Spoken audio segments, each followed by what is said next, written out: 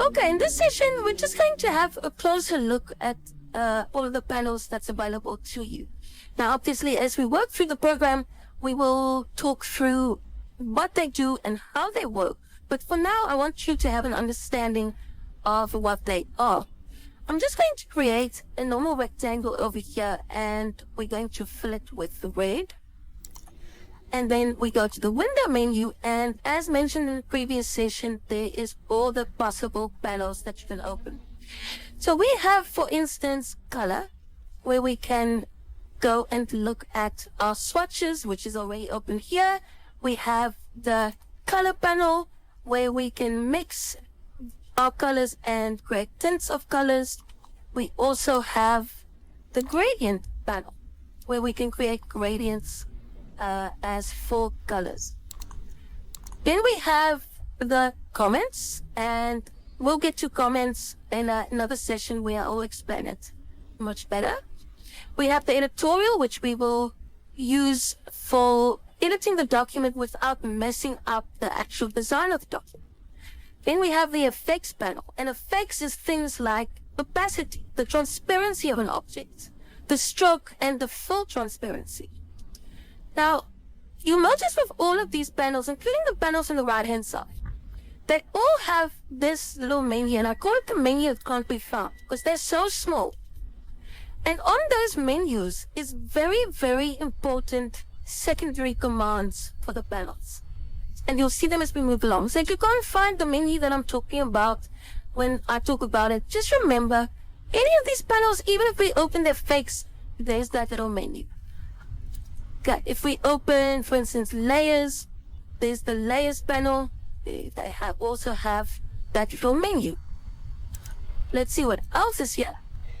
We have the links panel, which opens over here, a very, very important panel, because every image that we're going to bring into our document is going to be linked to an outside file. Then we have the object and layout panel, very important for design. Alignment is everything in a proper design. So we've got the align panel, which opens up like this. We have the bar finder, in which we can create interesting shapes by combining shapes and cutting one shape from another, or changing the shape type. And then we have the transform commands, things like rotation, scaling, the width, the height of that element. Okay. Then we have our pages panel, which is you've seen over here. We have the properties, and the properties panel just shows you your document settings again. So we've got the width and the height of the document, the margins. It's the same as going to file and scrolling to document setup. All right, now you'll see that panel opened up on top of that one, so we can just close it again. What else do we have? Here we have the stroke. And the stroke, of course, is the outline of the object we're working with. And there's lots of settings here. We can make it arrows, we can make it thicker, thinner, we can change the scale of the arrows, and so on. Then we have the very important styles commands. We have character, paragraph, and object, table, and cell styles.